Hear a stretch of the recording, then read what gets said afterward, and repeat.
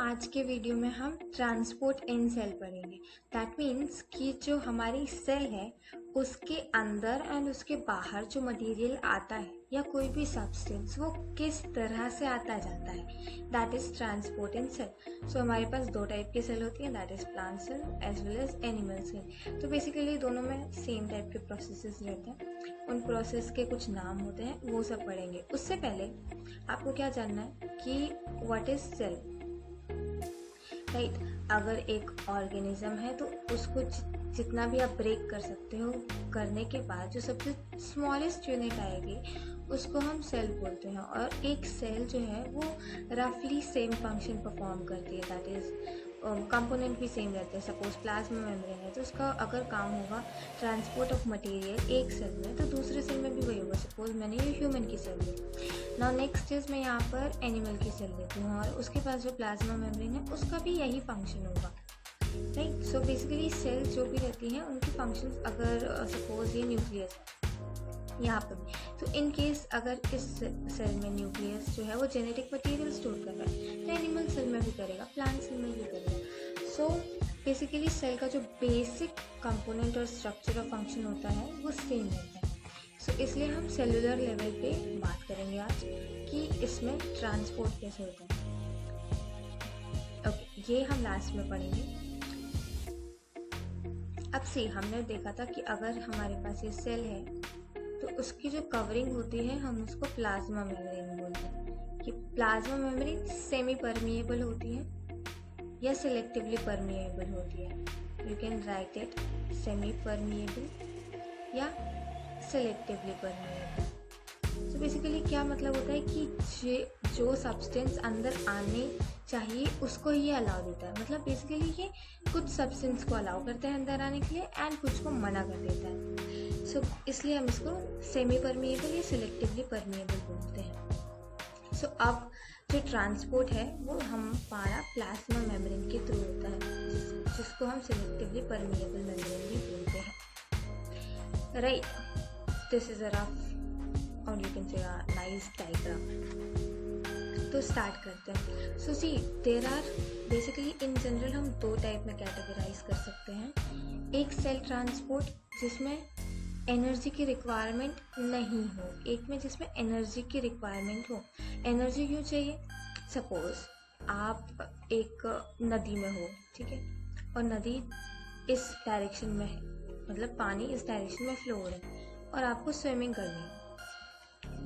दो केस लेते हैं। एक आपको इस केस में स्विमिंग करनी ए इस डायरेक्शन में जिसमें नदी बह रही है, जिसमें पानी फ्लो हो रहा है, उसी डायरेक्शन में आपको स्विमिंग करनी है। दूसरा उसके अपोजिट। सपोज आप इस डायरेक्शन में कर रहे हो ए कंडीशन में, तो यहाँ पर आपको एनर्जी की कोई रिक्वायरमेंट नहीं होगी। अब यहाँ पर क्या है, आप इसके वाटर की फोर्स को भी रेजिस्ट कर आगे जा रहे हो, तो यहाँ पर आपको बहुत सारी एनर्जी रिक्वायरमेंट चाहिए होगी। वैसे ही सेल में दो टाइप के ट्रांसपोर्ट होते हैं, एक जिसमें एनर्जी रिक्वायरमेंट होता है, एक जिसमें एनर्जी रिक्वायर्ड नहीं होता है। अब इसमें डिफरेंस क्या हो जाता है? एनर्जी चाहिए होता है पहला, तो दूसरा क्या होता है, एनर्जी है चाहिए, मतलब एनर्जी एटीपी के फॉर्म में होती है एंड ये बहुत ही रैपिड होता है बिकॉज एनर्जी मिल गई। और ये दैट इज दूसरा, दैट इज पैसिव ट्रांसपोर्ट। इसमें क्या होता है, एनर्जी नहीं मिलती है तो ये थोड़ा सा स्लो प्रोसेस होता है। ये जो पार्टिकल्स हैं इनकी काइनेटिक एनर्जी की वजह से मूवमेंट होता है, राइट। अब हम बात करेंगे एक्टिव ट्रांसपोर्ट के।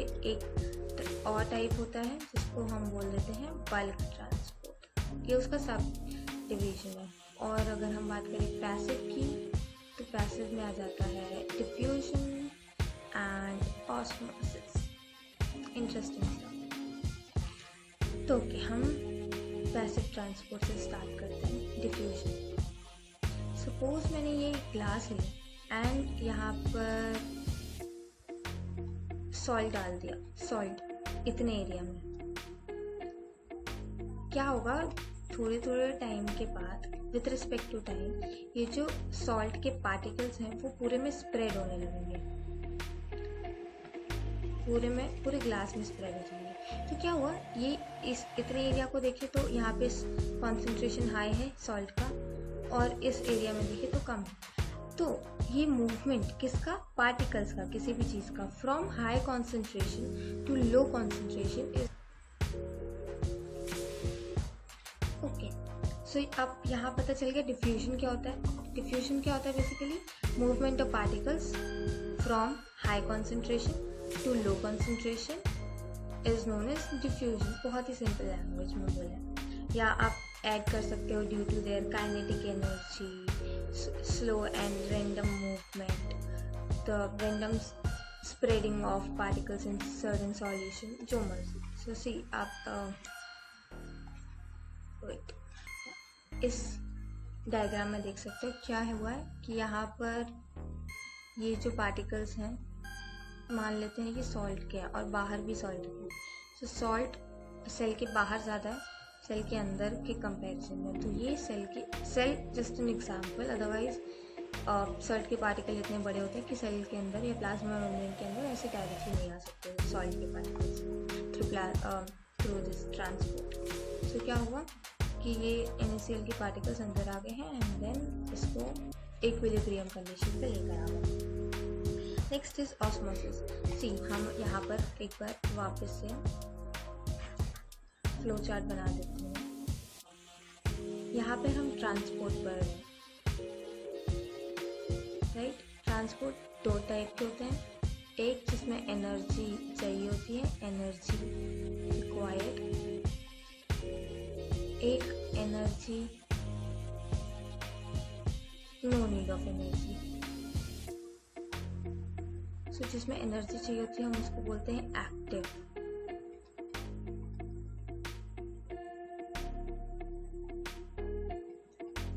जिसमें एनर्जी की जरूरत नहीं होती है हम उसको बोलते हैं passive. Sorry for the writing. Passive में दो टाइप के आ जाते हैं, एक होता है diffusion, let me change the colour, और एक होता है ऑस्मोसिस। ऑस्मोसिस दो टाइप के होते हैं, एंडो ऑस्मोसिस और एक्सो ऑस्मोसिस। एक्टिव ट्रांसपोर्ट का एक एग्जाम्पल है बल्क ट्रांसपोर्ट।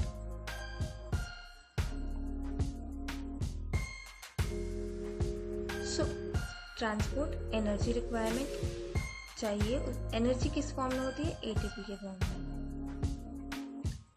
एनर्जी एटीपी के फॉर्म में रैपिड होता है, एक्टिव ट्रांसपोर्ट बोलते हैं, एग्जाम्पल बल्क ट्रांसपोर्ट। यहाँ पे एनर्जी की कोई रिक्वायरमेंट नहीं होती है।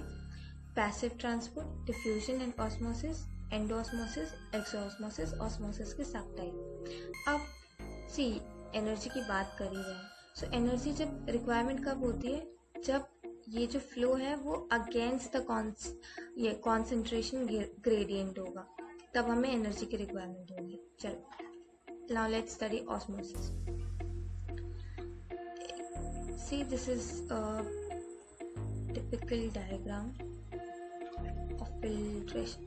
See, in simple language, suppose this is my semi permeable membrane, right? यहाँ पे कुछ particles हैं, particle A, यहाँ पर भी है same particles, but concentration कम है। ये water है, blue, राइट। सो क्या होगा अगर मैं सिर्फ वाटर की बात करूँगी, तो यहाँ पर वाटर का कॉन्सेंट्रेशन ज़्यादा है as compare to this side, this is A, this is B. So क्या होगा, movement of this particle from high concentration to low concentration with a semi permeable membrane. यहाँ पे मेम्ब्रेन क्या यूज़ की थी, सेमी परमिएबल, उसको हम osmosis बोलते हैं। बेसिकली डिफ्यूजन, बट यहाँ पर सेमी परमिएबल मेम्ब्रेन है, सेमी परमिएबल मेम्ब्रेन है। सो बेसिकली क्या होता है कि कॉन्सेंट्रेशन के हिसाब से इनका एंड रिजल्ट क्या होता है, एंड मोटिव क्या होता है कि ये जो भी कंडीशन है उसको इक्विलिब्रियम में कर दे। तो अगर यहाँ पर हाई है, इस साइड लो है, तो हाई टू लो, जब तक ये दोनों सेम ना हो जाए, 50-50 ना हो जाए। सो इस ऑस्मोसिस की मूवमेंट या कॉन्सेंट्रेशन के बेसिस पे तीन टाइप के सॉल्यूशन हो जाते हैं, हाइपरटोनिक, हाइपोटोनिक एंड आइसोटोनिक। इसके लिए एक सेपरेट वीडियो बनी है एंड यूट्यूब पे पड़ी है, just go and watch it.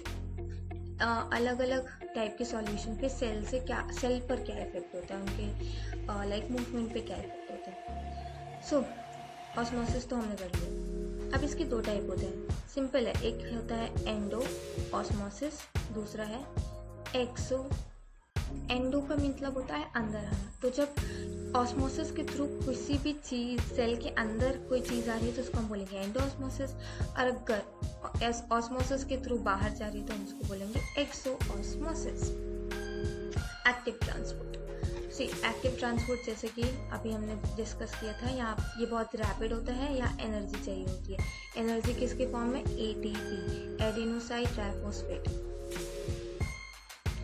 और ये जो होता है कॉन्सेंट्रेशन ग्रेडियंट जो है उसके अगेंस्ट होता है as I said.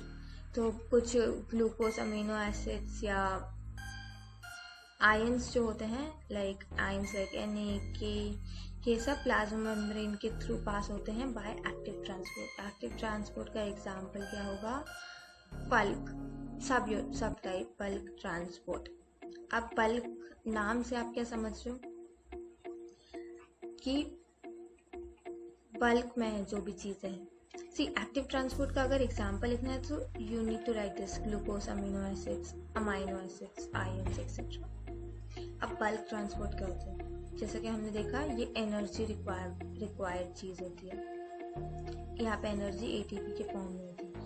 So basically bulk transport क्या होता है कि चीज़ें जो हैं वो सेल के अंदर बल्क में आ रही है। सपोज अगर ये मेरी सेल है तो सेल के अंदर डायरेक्टली कुछ वेसिकल जैसे कुछ चीज़ आ जाएगी या इतना, ये ऐसे छोटे कॉन्सेंट्रेशन पे डिपेंड नहीं करेगा कि ये ज़्यादा है कम है, इसको ठीक करें ना, एक इतना सा सर्कल जैसे कुछ आएगा बल्क फॉर्म में और वो सेल के अंदर आ जाएगा। That is bulk transport. Okay, bulk transport के भी टाइप्स होते हैं। एक होता है एंडोसाइटोसिस, एक होता है एक्सोसाइटोसिस।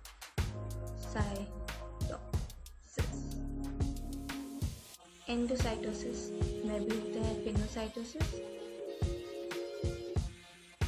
सी मैं तो बहुत कुछ पढ़ा दूँ बट आपको कितना रिक्वायरमेंट है उतना पढ़ना। अगर आप 9th स्टैंडर्ड में हो तो एंडो एक्सो से काम चल जाएगा, बट आप 11th-12th में हो तो ये पिनोसाइटोसिस फैगोसाइटोसिस पढ़ना पड़ेगा।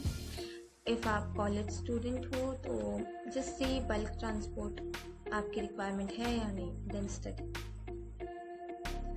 सो बल्क ट्रांसपोर्ट में we need energy, that is bulk, मतलब बल्क में ट्रांसपोर्ट होता है एनर्जी। सो एक एग्जांपल लेते हैं, सपोज दिस इज अमीबा और यहाँ पे फूड पार्टिकल है। तो अमीबा क्या करता है, एक फिंगर लेग प्रोजेक्शन बना लेता है, just try to make it finger leg, and then with respect to time वो उस फूड को इनगल्प कर लेता है। तो क्या हुआ कि ये जो फूड पार्टिकल है वो बल्क में सेल के अंदर चला गया। इस प्रोसेस को एंडोसाइटोसिस बोलते हैं। अब ये जो एंडोसाइटोसिस है वो दो टाइप के होते हैं, the one is pinocytosis and the other is phago. Pinocytosis is basically cell eating, cell खाती है इन द सेंस कि हम बोल सकते हैं पार्टिकल्स है, कुछ डिसॉल्व चीज़ें हैं। और दूसरा होता है सेल ड्रिंकिंग, लेंदी हो रहा है क्या वीडियो, सेल ड्रिंकिंग स्पीड में लिख सकते हो। Pinocytosis cell eating and then other is cell drinking. अब हम एक्सोसाइटोसिस के बारे में भी पढ़ लेते हैं, राइट। दो टाइप होते हैं सेल बल्क ट्रांसपोर्ट के, एंडो एंड एक्सो। तो हम सेकेंड एक्सोसाइटोसिस पढ़ रहे हैं। एक्सोसाइटोसिस नाम से ही पता चल रहा है एक्सिट, गेट लॉस्ट। तो अगर ये मेरे पास सेल है और ये वेसिकल है, या आप बोल सकते हैं कुछ इस ये जो चीज़ है इसमें वेस्ट प्रोडक्ट रहते हैं, वेस्ट है इसमें, तो क्या होगा। और ये प्लाज्मा मेम्ब्रेन है, पीएम लिख रही है plasma membrane because it's very important. So ये इन दोनों की जो मेम्ब्रेन है वो जाके ना हम बोल सकते हैं कि साथ में अटैच हो जाएगी। एक ये सेल है और ये कोई वेसिकल है जिसमें वेस्ट मटेरियल है, और उसके बाद ऐसे सारी चीज़ें सेल के बाहर से जाएंगी। ये सिंपल सी प्रोसेस को हम एक्सोसाइटोसिस बोलते हैं। एक्सोसाइटोसिस लाइक की डायग्राम देख सकते हैं। This is exocytosis. ये कुछ ट्रांसपोर्ट वेसिकल है या वेस्ट प्रोडक्ट है और ये इससे अटैच हो गया। फर्स्ट स्टेप है फर्स्ट एग्जिस्ट करो, सेकेंड काम करो अपना, थर्ड स्प्रेड करो इस काम को, लाइफ मोटिवेशन। सो अब हम देखेंगे एंडोसाइटोसिस, फैगो एंड फिनो। मैंने उल्टा बोला था, just remember this. Phago eating, pino drinking.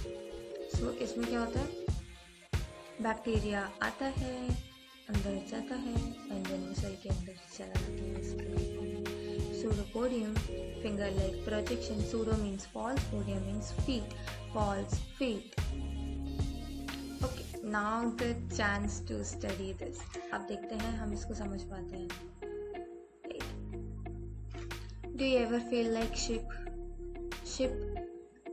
like why do we always have to travel from high concentration? Okay, so ये डिफ्यूजन की बात कर रहा है या ऑस्मोसिस भी बोल सकते हैं। ये क्या बोल रहा है कि हम हमेशा high concentration to low concentration में जाते हैं जहाँ सब लोग जा रहे हैं। बिकॉज सपोज ये अगर मेरी सेल है और कॉन्सेंट्रेशन के हिसाब से एक दो पार्टिकल नहीं, सारे पार्टिकल्स जाएंगे इक्विलिब्रियम के लिए। हम ही सेइंग इट्स पैसिव ट्रांसपोर्ट से में, पैसिव ट्रांसपोर्ट में ही आता है और diffusion and osmosis, no doubt.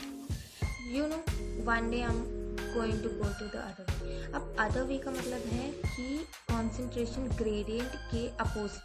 तो ये किस में होता है, एक्टिव ट्रांसपोर्ट में। उसके लिए क्या चाहिए होता है, energy. I am going to go to the high concentration. ये बोल रहा है कि मैं हाई कॉन्सेंट्रेशन में जाऊँ, मतलब हाई से लो में डिफ्यूजन या ऑस्मोसिस में जाते हैं। ये बोल रहा है कि मैं हाई में ही जाऊँगा। Ya got some ATP in your pocket. So basically ये बोल रहा है कि एटीपी है पॉकेट में। एटीपी इज एनर्जी, सेल का करेंसी। सेल के जो पैसे होते हैं वो एटीपी होता है। सो बोलते हैं, no I don't have ATPs but I have dreams, sweet stories. Ya I think that's it. इससे तो एग्जैक्टली समझ में आ गया होगा एक्टिव एंड पैसिव क्या होता है। That's it for today's video. For more content, just like and share, subscribe, whatever you want to do. Just do it.